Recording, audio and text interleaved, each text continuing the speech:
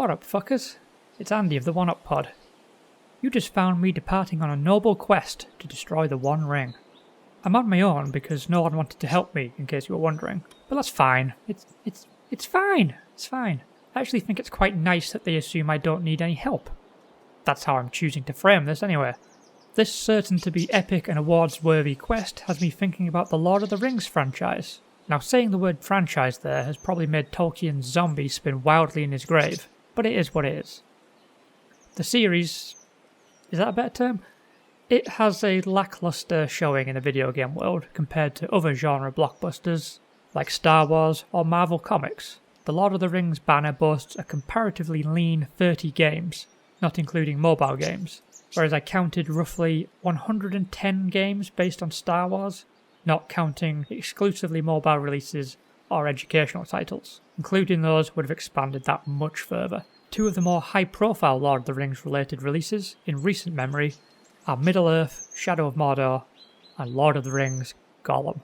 Middle-earth: Shadow of Mordor, henceforth only referred to as Shadow of Mordor, was released in 2014 by Warner Bros. Games and Monolith Studios for the PlayStation 4, Windows PC and Xbox One. It was also released on the PlayStation 3 and Xbox 360 as albeit more simplified ports. We will be focusing on the full-fat versions for the PlayStation 4, Xbox One and PC. Lord of the Rings Gollum was released in 2023 by Daedalic Entertainment on the PlayStation 4, PlayStation 5, Windows PC and Xbox Series X/S. Both had the honour of being the first Lord of the Rings game to be released on their respective console generations, but which one is better? You probably already know, but join me anyway as I venture far from the comforts of the Shire into a big, uncertain, far taller world for One Up Pod's video game deathmatch, Shadow of Mordor versus Lord of the Rings Gollum.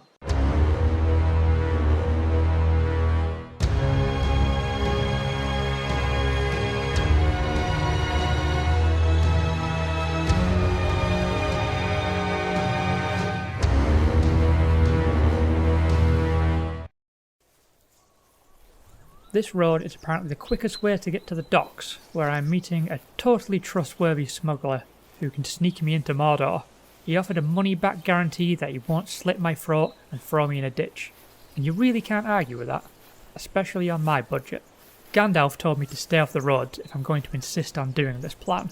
But what he doesn't realise is that I'm a lazy bastard who cannot improvise worth a shit. So let's just stick with what we know for now. As always, we will be splitting this discussion into 5 different categories. This time those categories will be art design, presentation, story, gameplay, and a final mystery round that I will reveal later. I felt like I needed to create some sort of artificial tension here, so withholding some important information until later might be the key to doing that. It's probably going to take a while to walk to a fucking volcano, so this will keep me busy for a while. One more step and this will be the furthest I've ever been from home. So long, you fucking shithole.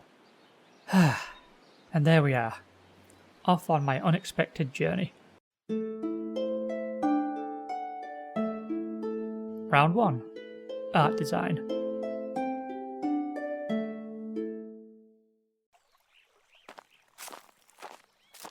A nice long and mostly straight road. Just the way I like it. This gives me time to talk about some video games and not have to worry about accidentally walking into Farmer Maggot's field and peeing all over his prize-winning marrows again, which I insisted to him wasn't deliberate. But he just won't fucking listen. He's got a little village mindset, that one. Anyway, I'm moving on.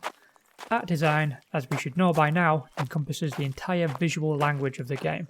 The art style chosen, the look of the characters, the design of the settings, even the way you draw the grass is going to tell us something about your artistic choices in the game. And while I acknowledge this is a Lord of the Rings episode, so I should probably spend some time talking about grass or twigs, I'm not going to. Maybe I'll do a special edition release one day. I won't, but still. Shadow of Mordor is intended to be set within the same universe as the Peter Jackson movies, so the designs stick pretty close to that theme. In terms of character designs, Talion looks like a multiverse Aragorn. Celebrimbor looks like he would play chess with Elrond, and probably flip the board over when he lost. All the villains definitely feel at home with the likes of the Ringwraiths and other assorted nasties. The Hammer of Sauron wears an elaborately crafted armour suit. The Tower of Sauron is like something from Hellraiser. He even wears skinned faces as decorations on his pointy armour. And anyone who saw the extended edition of Return of the King and saw the hideous mouth of Sauron will have a vague idea of what to expect here. The Black Hand of Sauron, the main antagonist in the game, is a little more simplistic in his design. He resembles something of a dark mirror to Talion, which may not be as visually exciting, but it's thematically pretty solid stuff. As far as the endless supply of Uruk grunts that populate this world go, there are a wide range of assets used, put into a range of different combinations, so the randomly generated Uruks have a presence and identity of their own. The assets are sometimes familiar to fans of the movies, but also offer some fun and gruesome twists on some established ideas. There's a range of different interpretations of Uruk on offer, from the facial features, body types, armour, and so on. The building blocks for all of these unique characters work perfectly, and make sense when brought together. The locations are generally pretty basic in this game. A lot of ruins, rocks, and cliff faces, with the occasional spacious fortress dotted around the different regions of the map. You're not getting the sort of elaborate locations seen in Peter Jackson's trilogy. The game is mostly set in locations never used in the movies, so they can generally do whatever they like and not have to worry too much about violating canon. The world itself is pretty boring, I'll be honest, but it's the people and the creatures that populate it that make it come alive. In that regard, Shadow of Mordor's art design does the job. Just a couple of miles away from town now. That's not too bad, really. I can't believe Gandalf told me to walk the long way around. Oh, fuck me, Black Riders. Let's hide behind this giant rock.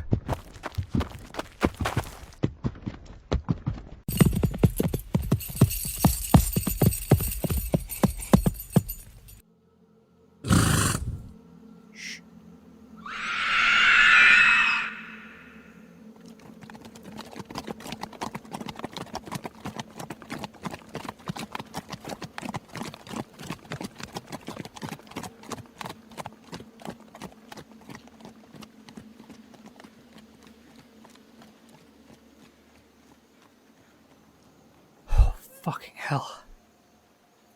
Okay, I think they're gone for now. Gollum's supporting cast have designs that are somewhat ornate, far too elaborate and just plain showy. Thranduil, a character who is described in The Hobbit as wearing a crown of berries and red leaves in autumn, and a crown of woodland flowers in spring. In the movies, as played by the dauntingly handsome Lee Pace, has a tasteful arrangement of twigs and leaves as a crown. In this game, he has two big fuck-off branches growing out of his head, and a mess of leaves growing all over the place. There is no grace or regality here. He looks like a real sloppy bitch. It's a hideous case of over-design, taking a few notable traits of the character and then exaggerating them. Gandalf, conversely, looks weirdly snappily dressed, over-designed to the point where he looks like he takes time getting dressed in the morning, rather than just throwing on the first robe he sees and brushing some crumbs out of his beard, if he has the time. They really overthought the designs of both of these characters, and in the process completely lost sight of who they are as characters. And then there's Gollum, the star of the show, looking like what happens if you ordered Peter Jackson's Lord of the Ring off Wish.com. I can't tell if they tried too hard or not hard enough here. He's your standard pitiful pale crackhead that we've come to expect from Gollum, but he looks soft. His features are rounded and almost gentle. Gollum in Peter Jackson's movies looked like a person who had succumbed to years of degrading addiction, emaciated and sickly and just wretched. A pitiful creature that could bring out a frightening malice when provoked. Gollum in the game does not look like someone who lost their life to obsession, capable of doing anything to get what he wants. He looks like he was designed to be just a weird little guy. And the hair, oh fucking hell, what the fuck were they thinking here? He's got thinning hair. He's spent untold years through his unnaturally long life, falling apart physically because of his proximity to the ring. But in this universe, he's got a thinning bowl cut? The designers of this game seem to completely misunderstand this character. They just wanted to do something that was legally distinct from the other versions of the character, rather than designing something that made fucking sense for the character. The environments fare somewhat better in this game. The cave systems are suitably pointed and dank. The prison where Gollum spends most of his time has some impressively imposing structures, and Mirkwood is lush and green. They have their own identity, but for the most part, they are clinging to a single idea for each biome. Pointy rocks, leaves, and so on. It's serviceable, but it's not exciting. Oh, fuck me, they found me. No, shit, my foot!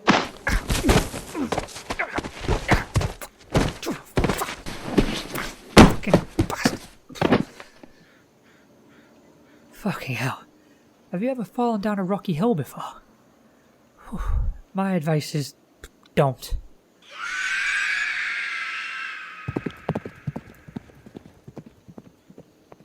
Okay, they're no doubt looking for a long way to get down here that doesn't involve falling on their fucking faces 20 bastard times, so I'm going to try going through that dark and mysterious cave mouth that I just noticed. So to wrap this section up, neither game's world design inspires or in the way Tolkien's world should do, but Shadow of Mordor is comfortably the better game for character design, so the winner here is Shadow of Mordor. Let's get out of the open before these riders return.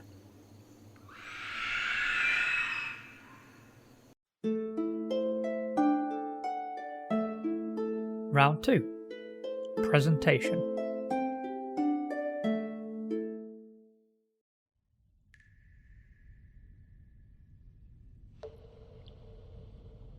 Oh, it's dank. Lovely. So, under normal circumstances, I would avoid doing a presentation category for games of different generations, comparing the visuals and sound, and even the UI choices of games nearly 2 console generations apart would usually be considered grossly unfair, but in this case, it seems a fair fight. Shadow of Mordor was developed when the PS3 was winding down, and yet it still looks a million times better than Gollum.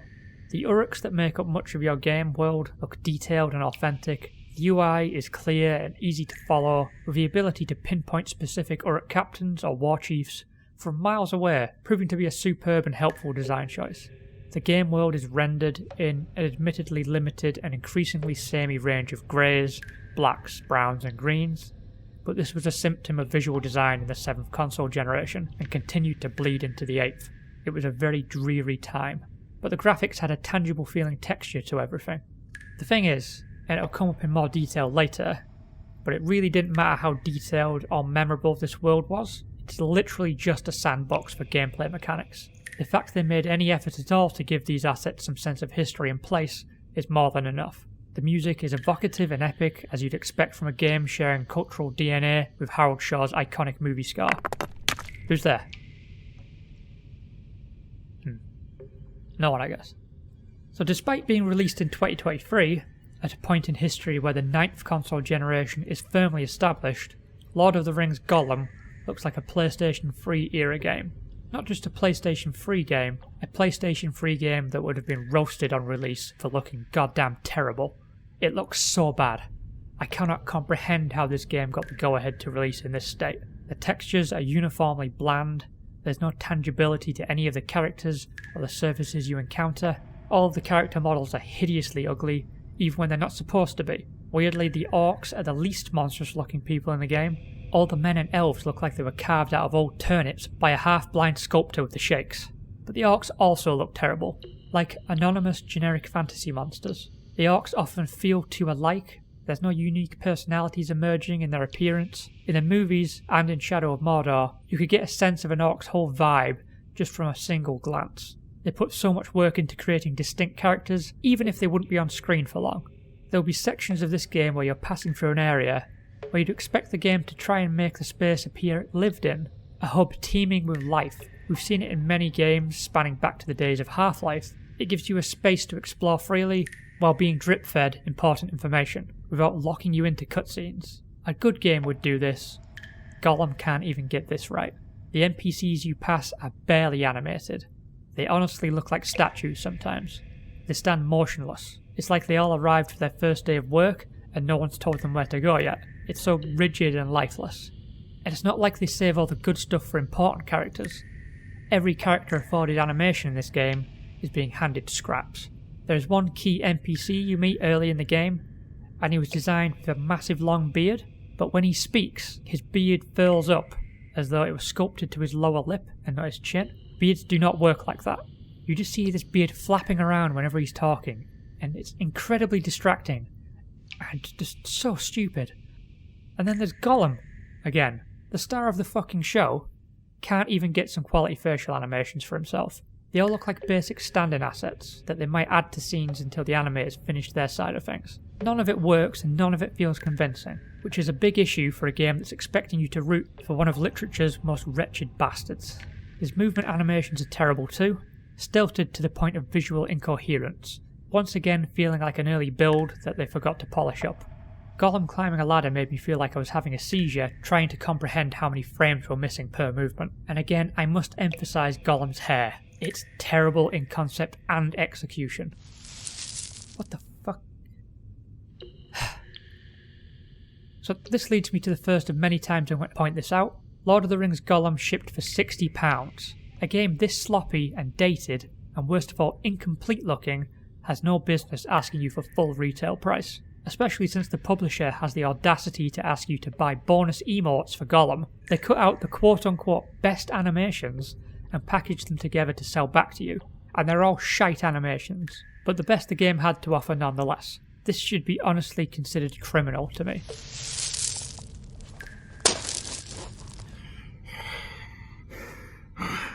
Okay, pretty sure someone's behind me. Careful. Careful. No! Who the fuck are you?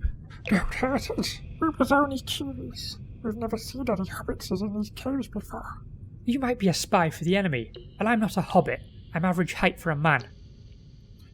If you say so. How can I be sure you won't snitch to those Black Riders if I let you go? I should cut your scrawny throat to be safe.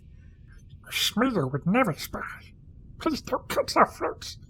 Well, why shouldn't I? We knows our ways around these caves.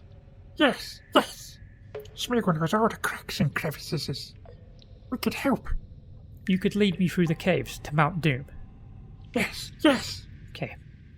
I have no reason to believe you, but I'm willing to risk it for the sake of speeding this journey along. Oh, thank you, Master, thank you. Okay, stop pawing at my crotch. You're not a fucking dog. Now run on ahead, boy. I'll whistle if I need you. Yes, yes, Master. We will scout ahead for trouble. We will keep you nice and calm and safe. You and that precious of yours. What was that? Oh, nothing suspicious. Oh, okay. So anyway, let's summarise. Despite being a product of a particularly lazy era, Shadow of Mordor holds up nicely by prioritising characters over world design. Meanwhile, Lord of the Rings Gollum is ugly and outdated and unfinished. One of the most visually incompetent games that I've seen in some time. It borders on unforgivable. The winner is quite obviously Shadow of Mordor. I better go ahead and find that weirdo that smells of fish and unwashed ass. Round 3. Story.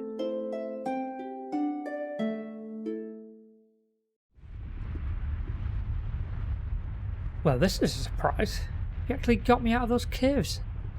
And at the foot of the mountain. See, I told the hobbit I'd make sure you were safe. Hey, I'm 5'8" at the very least. Anyway, that's not important. I need you to help me scale this, okay? I've got important business up there. Here, take this piece of chalk. I want you to climb ahead and mark all the rocks that are safe to use for hand or footholds. This is for marking rocks only. I don't want you eating it or crushing it up and using it as talc on your swampy balls, okay? Mark the rocks, safe and sound. Up the hill goes Master Hobbit. I'm... Just go. Fuck off. Nothing bad will happen. I don't know why you felt the need to say that, but okay. So as far as the story in Shadow of Mordor goes, Talion would be a fairly bland protagonist in isolation, but paired with the spirit of Celebrimbor, there's an intriguing central conflict to the character. He's a man of honour, motivated by revenge, an inherently dishonourable act, but he's being pushed and encouraged to follow this path by the spirit of Celebrimbor, a raging vortex of pomposity and megalomania, who would see the whole world burn if it meant he could fuck over Sauron. This dynamic plays out more thoroughly in the sequel, but the seeds are planted here quite nicely. You've got a two-pronged narrative here, with Talion's mission for revenge and Celebrimbor's need for revenge on Sauron for the betrayal he suffered at the Dark Lord's hands. We get a look at how he was deceived and how he played a role in Sauron's rise to power. It's not deep, but there's something there, something to sink your teeth into, narratively and thematically.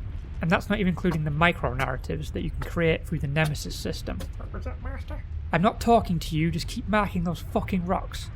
These micro-narratives can come in many forms. You find yourself making enemies, and the genius of it is it's an entirely organic enemy, unique to you and your game. The head villains are perfectly adequate, grotesque, and well performed. They do their job, but they're not the enemies you're going to be remembering. You'll remember the enemies you made along the way with the Uruk captains and war chiefs that were generated just for you through the Nemesis system. The supporting cast are solid enough. The highlight, of course, being Ratbag, the classic two-faced little shit fuckface. He's your introduction to the Nemesis system, so it's nice that his story hinges on the use of it. Fucking... Ah! Oh no, what happened, Master? Were you too heavy for the Roxes? No! You marked the wrong fucking rock, you alabaster shithead! It's me who'll help you up. Where is it? Where is it? What the fuck? Get off me! Look, I know you've lived in a cave full of goblin shit for like a century, but you need to work on your concept of boundaries, alright? And for the record, you were searching my coat pockets, and my dick is in my trousers. No, no, no. We would never cops a feel. I'm sure I'll take the word of a crackhead in a loincloth any day now. Just get ahead and mark those fucking rocks. Properly this time, okay? Brain made a fucking toilet bowl, that guy. Right, back to Shadow of Mordor. If there's a broader criticism here, it's that just as you start to get to grips with all the new tools in the game, the main story ends. It's a very brief campaign. Of course, the game opens up after you complete the game, and you can run amok with the Nemesis system and tell your own stories, but there's no denying it's a rather brisk experience as a core campaign. If I were to spin this as a positive, it's that it doesn't get in your way. A summary of Lord of the Rings Gollum's story is quite laughable, really. He keeps getting captured by people, hanging around and doing stuff for his captors, until he befriends somebody who can help him escape. That's it. Several times over. Every beat of the story boils down to that sequence of events. And let me tell you, it never gets any more interesting each time. Because it's never interesting. Anyone with the faintest familiarity with this character may be expecting there to be a moment where Gollum turns against his friends in a bid for freedom, but no. Nothing as interesting or character driven as that ever happens. Gollum is given maybe one chance to betray an ally, and it's really early in the game. He mostly just sort of befriends people and they work together. Gollum is of course famous for his agreeable personality. It's not like he's a manipulator and a traitor, is it? Not that it would mean anything even if you could betray multiple people, because no story decision actually matters. It's so married to the canonical events that whatever Gollum chooses to do, it leads to the same result. They seem to steer away from letting Gollum be Gollum, because that character doesn't really fit the story they're telling, or how they're telling it more accurately. They built a game that depends on AI companions, and Gollum isn't an assertive character. He doesn't give orders and lead the charge.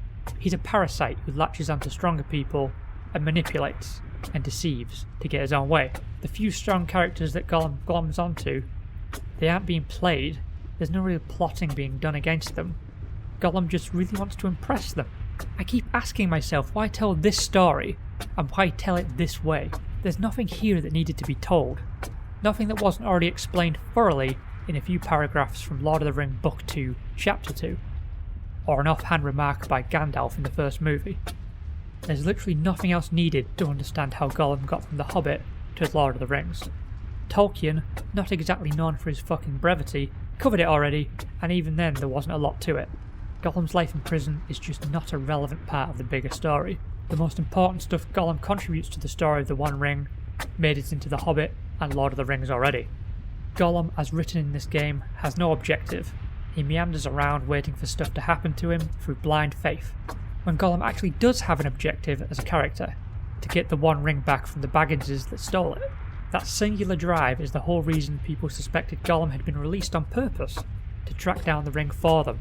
The writers of this game clearly didn't have any ideas for how to make this stopgap between classic novels feel important, and had no understanding of the character to make this compelling, but they powered through the age-old trick of endless repetition and padding. The winner is Shadow of Mordor. Hey, don't get too far ahead. We found a shortcut. A cave. Leads us right through the mountain. More caves. We can sneak past the filthy oxes this way. Nice and safe. Until you meet. What was that? 20 meters. Not far now. Come, hurry, hurry. Okay, but I don't think you know how long a meter is. This looks more like 22 meters. We'll see you for the next round. What? Not you! Round 4. Gameplay.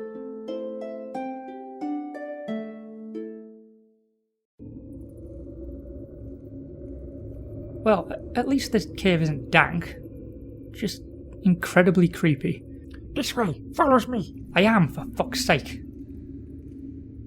Okay, so gameplay. It's so often the saving grace of many games. Bad or even dated visuals can be salvaged with some high quality gameplay. The classic games of the past remain classics because they are fun to play.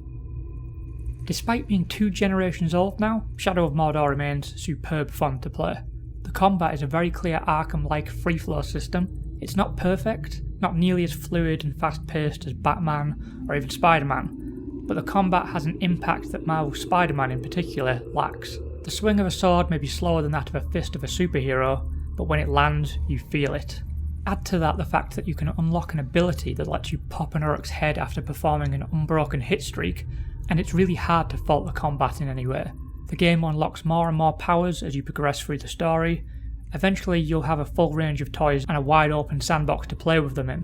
While there is a solid stealth system incorporated into the action here, with satisfyingly brutal and efficient stealth takedowns, once I hit a certain power level, I would always prefer just to walk into a camp or stronghold and proceed to dare the hordes to fuck around and find out.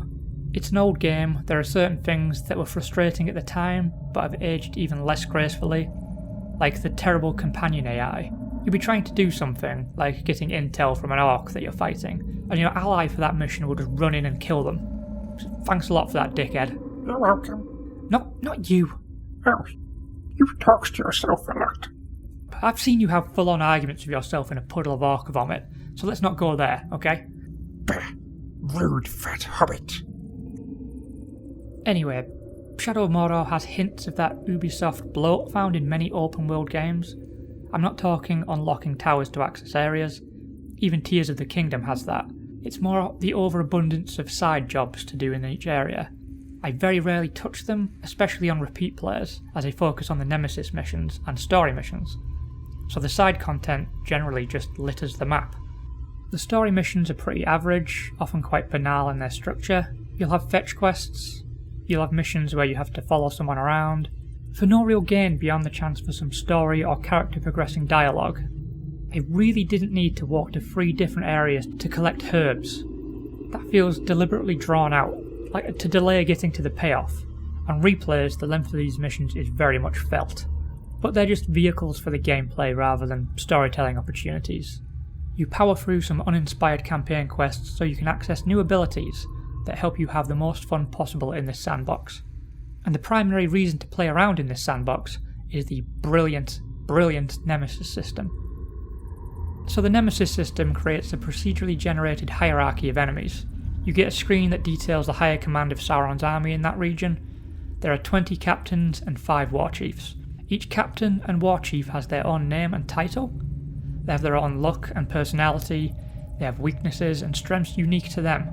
You gain intel from worms, the bottom of the barrel soldiers who are weak-minded enough and easy to control, and this will give you information on your targets, namely their location, how you can hurt them, what won't work, and sometimes what will make them go absolutely insane with rage. You can also find out other information. For instance, some captains have beef with each other, and some will serve the war chiefs as their bodyguards. These are things you can use later in the game. You can pick off his guards and leave him exposed, or later in the game, mind control some loyal captains, or even mind control a new captain and help him rise through the ranks to earn the trust of the war chief. And they'll aid you in killing your enemy, and then subsequently replacing them as the war chief. You can basically orchestrate coups. Sometimes Uruks don't die. If you don't kill them hard enough, they come back for revenge. A little different, a bit physically or mentally scarred, maybe even immune to the method you used on them last time because they've studied your moves. The only way to definitively put down one of these guys is, of course, to cut their head off. Now if a regular Uruk kills you in combat, they'll rise into the Nemesis system, if there's an opening. There usually is, and they'll be assigned their own strengths, weaknesses, name, title, and they'll even remember you from their last encounter and remark on it if you face off again. If a captain or war chief kills you, they get stronger. They will lose some weaknesses, so that method you wanted to use to kill them might not work anymore. so you better learn to improvise around an enemy who can counter combat finishes, because that's really fucking annoying. It's such a versatile system, it builds up a world around you, and it enriches the gameplay. It encourages experimentation within the game, and it extends the shelf life of the game far beyond the completion of the campaign. It even finds a way to incentivize defeat, because that means you can gain a new enemy to overcome, or new challenges with an established enemy. It's an incredible system, and it takes a solid sandbox Arkham clone, and it makes it something really special. This way, Master. Hurry, quick. Okay, I'm coming. What's this? There are bodies everywhere. Oh my god. This is where she feeds, stupid hobbit. Why, you treacherous little skank. She will find you. She will stick you. She will eat you all up. And then I will search the bones for the precious. If I get out of here, I am going to punch you right in the dick. Bye-bye, hobbit. Oh shit, it's coming.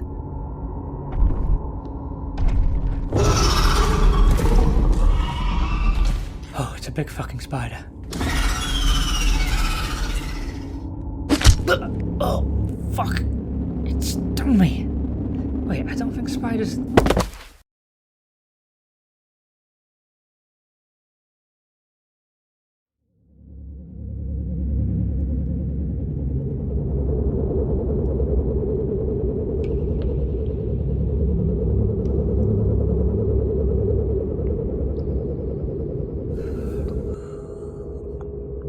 Oh, what? What the fuck? Oh, great. I'm strung up in web. I think I can hear the thing eating an orc or something. Oof. I don't know how much time I've got here, so let's just get on to Lord of the Rings Gollum. The gameplay here is, you've probably guessed by now, incompetent garbage. The choice-based system seems to have no bearing on anything in the story or the game world. Opting to be Smeagol over Gollum doesn't seem to alter the game at all. You're still going to do the same shite. There was no reason to include it if it didn't alter the way the game is played. Even the most basic of morality systems in a game will try to make some arbitrary distinctions. Like you get fewer bonuses or you unlock the bad ending. There's no such thing in place for Gollum, and the story is so linear in its design it's basically bolted onto tracks, so nothing can deviate. Instead of a choice-based game, you're getting a linear one that's just lying to you. I guess, in a way, this is the most Gollum-like the game actually gets. Traversal is clumsy, to put it politely. Gollum moves around like a baby deer who has no idea how to use their limbs. It's so incredibly easy to fall off things, and the game seems to change its mind on how high a fall it takes to kill Gollum. Sometimes it's falling off a rampart wall, sometimes it's dropping down a small ledge. There are some arbitrary stamina draining sections just to force things to feel more tense. Zelda Breath of the Wild and Tears of the Kingdom did that system properly, making it applicable to everything, rather than just pulling it out at random when you need to make one of the countless tedious wall climbing sections feel more interesting. The level design doesn't help matters either. Getting around feels like the video game equivalent of water torture. You have to follow a marker, a tiny fucking marker that offers you no visual clues for what it's telling you. Is the target on a higher level, or is it behind you? Good luck working it out because it's apparently half the fucking challenge in this game. There's no visual indicators to help you work out what parts of the map are explorable, nothing stands out enough for you to memorise routes, and there's no minimap to expedite these issues. Gollum as a character has a lot of problems, but the one thing he's got that is useful to other characters is a knowledge of his surroundings. Frodo and Sam didn't ask him to tag along with them to Mordor because of his dinner party quality repartee. When you adapt a character into a game, especially a beloved one like this, you need to accentuate their strengths and implement them into the game design. Look at Batman Arkham Asylum. Every component of that game design makes you feel like a detective slash inventor slash ninja warrior. It's a complete immersion in Batman. Gollum never made me feel like Gollum. The closest I got to understanding what it must feel like to become Gollum is just an overall feeling of wretchedness while I was playing it. The game's attempt at helping you navigate these spaces is called Gollum Sense, but this is a laughable concept haphazardly implemented, especially compared to the Wraith vision in Shadow of Mordor. It's been 16 years since the first Assassin's Creed game popularised this idea, And yet, somehow, in spite of over 1.5 decades of refinement and innovation with this mechanic, the developers of Lord of the Rings Gollum didn't know how to do it. It's a temporary flash, this frustratingly brief change of colour palette. In and out of view the second you even think about moving. The guide points are vague wisps, the highlighted enemies are a jarring red, you can't keep track of where people are when you're on the move. It just isn't remotely helpful. What sort of sense only works when you're not fucking moving? And the stealth sucks too. It's ridiculous how often the enemies stop and look for you, and you have no idea what you did wrong. When you do successfully tail them, it feels like luck rather than skill. And the stealth kills are just deeply unsatisfying, prolonged strangulations. Now Gollum loves a good strangling, we all know that, but it doesn't make for an enjoyable time for anyone else. A big chunk of the gameplay involves you performing numerous chores for your masters. Tasks that don't make any sense as things you'd need to do in a prison, they are purely gamified tasks. Ignoring the fact that I don't think Gollum would even be a productive member of any group, because that argument loops back to my whole issue of this game being designed with a completely different character in mind. If you're trying to immerse the player in the life of a prisoner, make it feel like you're a prisoner. Collecting dog tags from dead prisoners serves no real purpose, it's just a fetch quest. And that's the least aggravating one of the lot. The herding missions probably pissed me off the most. At first you're running around leading the dumbest monster AI imaginable to chase you into these pens, so you can hit a switch and trap them. The problem is the creatures you're herding run in one direction and will not react to any changes. They will not look for you if you evade them, they just stop and stare at a wall.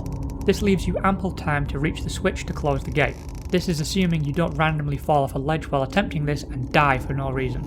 Later you will command NPC allies to serve as bait. They literally cannot function on their own. They won't react to things, they don't act independently, such as helping you out when you're in trouble, or responding to danger. They just stand there and wait for further instructions. All NPC companion missions run like this. It's generous to even call it AI, because there's nothing remotely intelligent going on here. So the enemy AI sucks, and the NPC AI sucks. At times it's like a tug of war between which set of dipshits is going to win. It's frustratingly poor programming. And the bird breeding minigame, yes you heard that right, is obtuse to the point where it may have been designed by someone who doesn't know how animals work. This section is made all the worse because it introduces the bird companion. So, Gollum adopts a bird to assist him. Firstly, Gollum would not raise and nurture a fucking bird. He is singularly obsessed with one thing, the One Ring. He would not have the mental bandwidth to raise an adorable bastard baby bird. He would be more liable to eat the fucking thing. The bird can be commanded to perform certain tasks, but the game doesn't make it obvious when this mechanic can be used. The prompts are hard to find, because they're shoved off to the side, not in a place that's relevant to where the player is looking. None of this helps with the more awkward puzzles, but when you realise you can use this mechanic, the game struggles to implement it in an interesting way. You press a few buttons and the bird does it. That's it. The bird takes over from there. There's nothing there for the player to do, so it's not even rewarding when you do accomplish it. It's clumsy as fuck, and it's not even interesting to see pay off. Honestly, I can probably go on and on. There's a lot of bad stuff like this in a range of different forms. There's variety on offer for sure, but if you attend a buffet and it's 27 different varieties of literal dog shit, you're not going to feel like piling up your plate, are you? Oh shit, wait! Plate! Dinner! I just realised I've still got a knife in my pocket that I used to cut up my travel rations. Maybe I can... Got it! Now to start cutting through this webbing. This might take a while. Ow! Fucking hell! Okay, that was faster than I expected. Spiderweb ain't shit.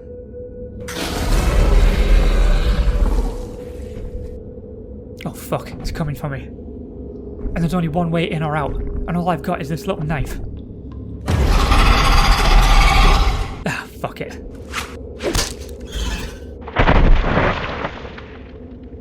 Well, what are the odds of that? Right in the fucking brain.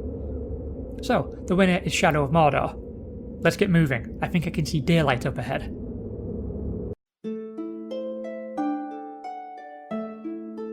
Round 5. The Mystery Round.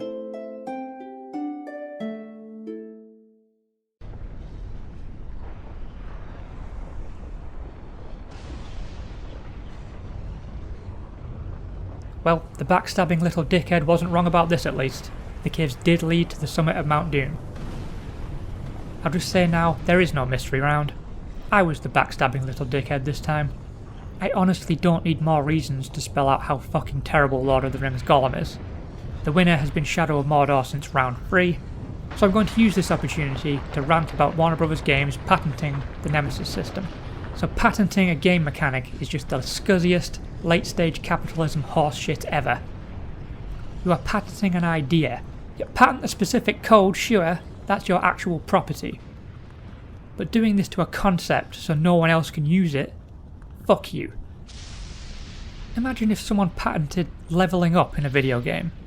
You just wiped out the entire RPG genre from existence. You make gaming a less interesting space when you close it off like that.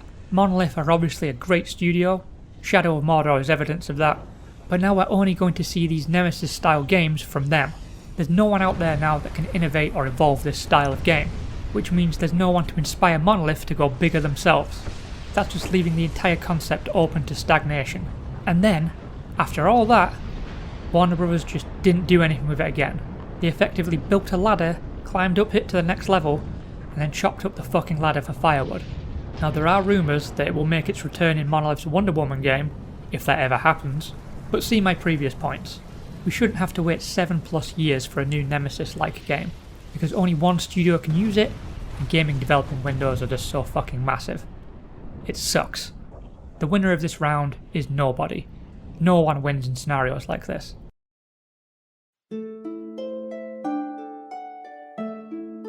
The final verdict.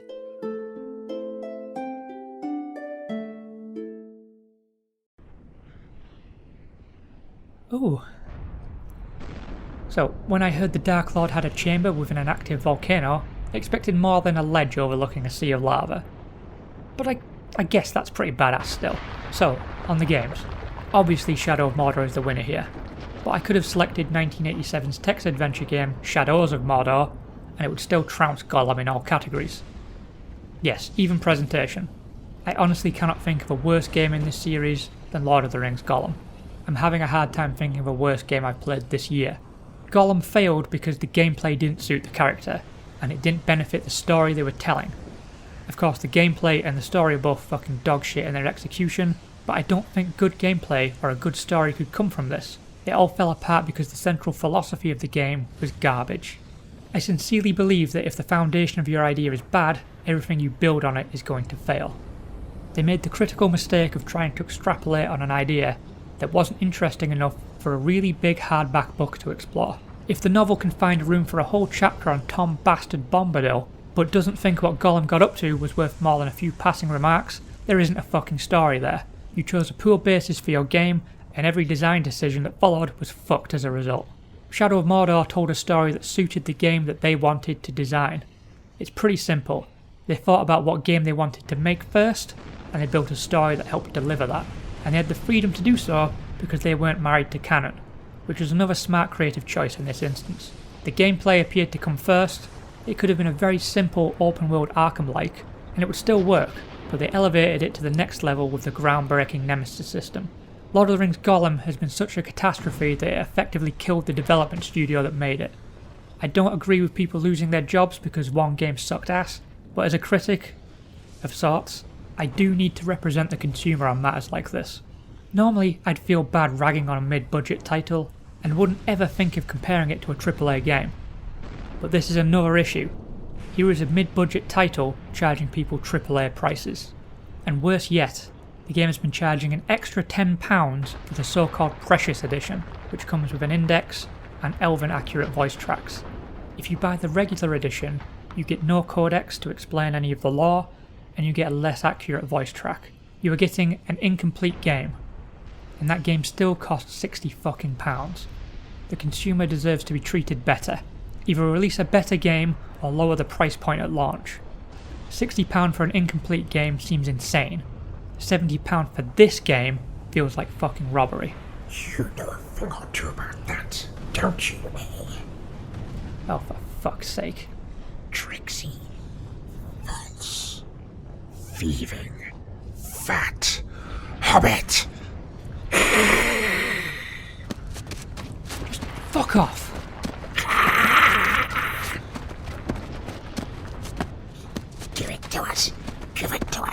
Give us the precious.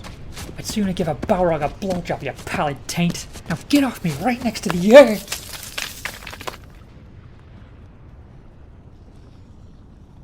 I don't believe it.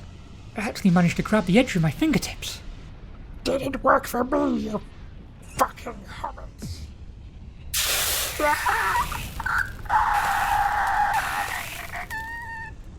That looked fucking horrifying. I honestly can't believe my luck. I didn't think that happened outside of the movies. Now that I look a little closer... Okay, no, I'm not actually gripping the edge. Each of my fingers has been impaled on a series of tiny jagged rocks. Great. I don't think this situation is particularly sustainable, as my fingers are frustratingly dainty, so I'll do the outro while I can. Thank you for joining me, I hope you enjoyed it. If you want to support the podcast, give us a follow or subscribe on your podcast platform of choice. While you're there, please leave a review for us on either Apple Podcasts or Spotify Mobile, and recommend us to your own fellowship. Check out some of our other content, including our latest series, the Indie Showcase, and our mainline episode all about video game villains. We'll see you around, no doubt, but in the meantime, don't forget to get a life,